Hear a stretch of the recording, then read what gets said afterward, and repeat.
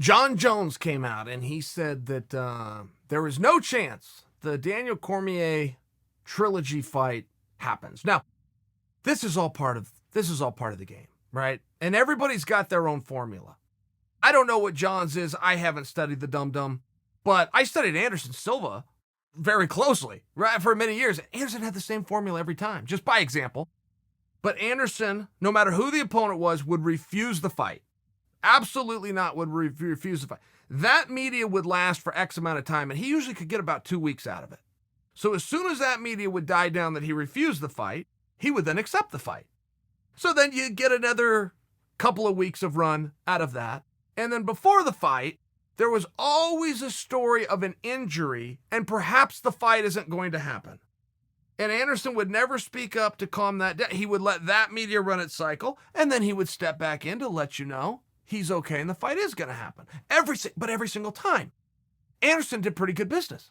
But this was his formula. And I'm not even positive that it was on purpose. I think maybe it just happened, but it happened every single time. This was just his process. So when you hear that something isn't going to happen, sure as hell doesn't mean it's not going to happen. It's one of the steps of the process. But I will tell you, to speak on that from that standpoint, I hear a lot of people that Daniel needs that fight. Daniel Cormier needs that fight. I think there's a fair claim to be made there. I think there's a fair claim that Daniel getting that back and fighting Jon Jones clean for the first time. I think that there is a story there, and that would be very fair for the people that wanted to say that Daniel needed that fight back. It would also be very fair to make sure you understand Jon Jones needs that fight. Okay? Jon needs that fight. When you're looking at legacy, the conversation that Jon Jones was the best fighter in the world, that went away. The pound for pound number one. He held that spot for a while. He hasn't held that spot in a meaningful period of time. You had Demetrius Johnson. You had all the failed drug tests. It was just a mess. It was very hard to put him at the top. The way that he's looked upon his return, Jon's in a really good spot. But that conversation has changed to Jon Jones is the best light heavyweight of all time, of which I would agree with, by the way. But it has changed from going from the greatest of all time to the number one current pound for pound.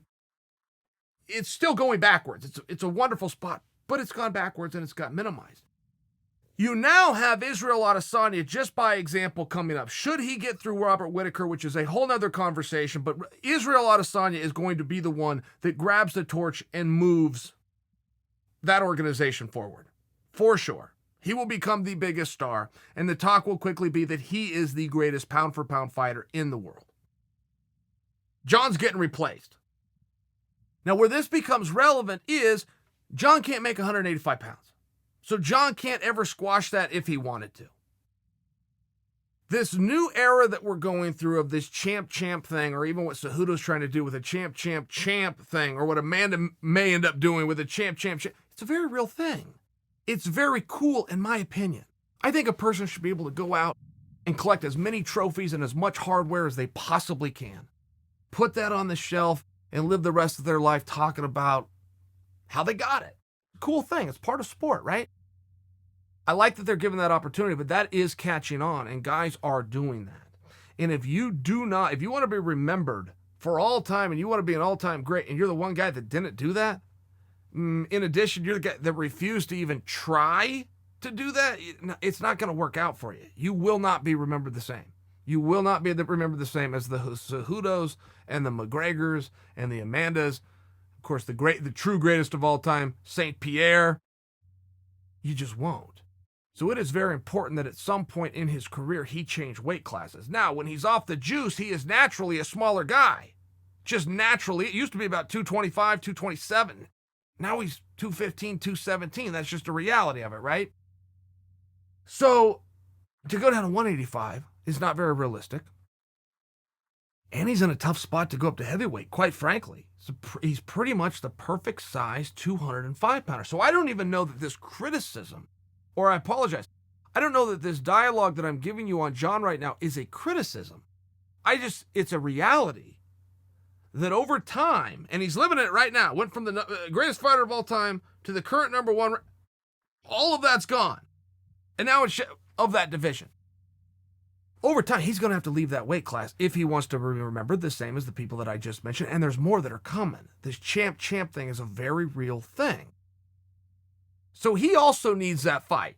If it's at heavyweight, he also needs to expand. He does need to show on some level that he could go out there and compete with Cormier clean, of which I think does make it fun.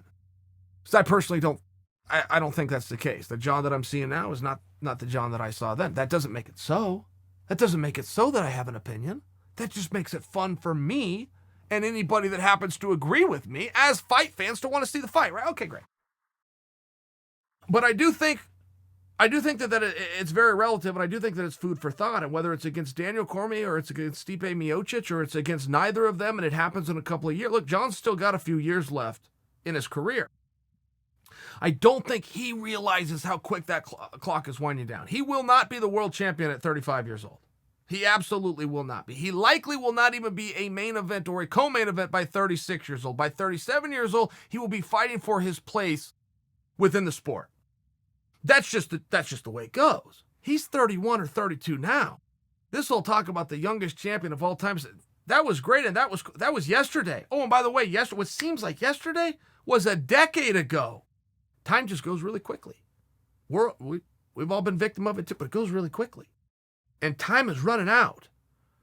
It's simple math. It's just real simple to go back and look at stats and look at guys were and look when they fell off and look when they weren't, right? And right around that 35, boy, that would be pushing it. 36, you could, just based on the numbers, be all but sure. And 37 may not even still be in the business. That is going to feel like what is tomorrow. I mean, it's going to feel like tomorrow. And there's not a whole bunch of fights in between now and then. There's just not. Even with a busy schedule of 3 a year, you're talking about making that walk 10 more times in your life. Sooner or later, should that even be a thing that he wants to do? And it may not. Quite frankly, it may not. But if that's something that he wants to do and he wants to be able to go head to head in the argument with the St. Pierres and the Cejudos and the Amandas and the McGregors of the world, you got to take that risk. You're going to have to change weights. And I'm telling you now, the dial, it's already changed. From the greatest of all time, it minimized to the greatest pound for that minimized to his light heavyweight division. It's minimized. It's going backwards now. It's getting smaller now. The arenas and the numbers that are coming, it's getting smaller now. If Adesanya beats Whitaker, which is a whole other conversation, I am telling you, he is going to take everything. He's going to sit down at the table and he's going to grab all the chips whether he wants them or not. That is what's going to happen. I think it is very arguable. If I were a promoter and I had to grab one guy who is currently under contract and expect to make a business with him, I think it is very reasonable that one guy that I grab under contract is Adesanya. After that Whitaker fight, should he win, that will no longer even be a conversation. It's going to be Adesanya. And the way this game works is perception is reality. Whoever is perceived to be the best is the best. The end. I think you need to keep it in mind. I think Adesanya's presence and Adesanya's rise is relevant to Daniel Cormier versus Jon Jones and being done at heavyweight. I do think that it's relevant. I think it's a missing key here. And I think that it is also important if there's a piece of Daniel who's, listen, I don't need that fight. I don't even know if I want that fight. I don't know what I'm going to do. I don't know if we take him at his word or there's gamesmanship there. But the Jon Jones Cormier fight is the biggest fight the sport could make right now. Right now. Only to be rivaled with Conor versus Khabib. If you could, whatever fights we could make right now. If Adesanya beats Whitaker, there is going to be instant talk of Adesanya versus Jon Jones. And it is going to be huge, and it is going to be hyped, it is going to be sought after. And as big as the Daniel and Jon is now, I'm telling you, there's a moving part. There's a car coming, and it's coming fast. Its name is Israel Adesanya.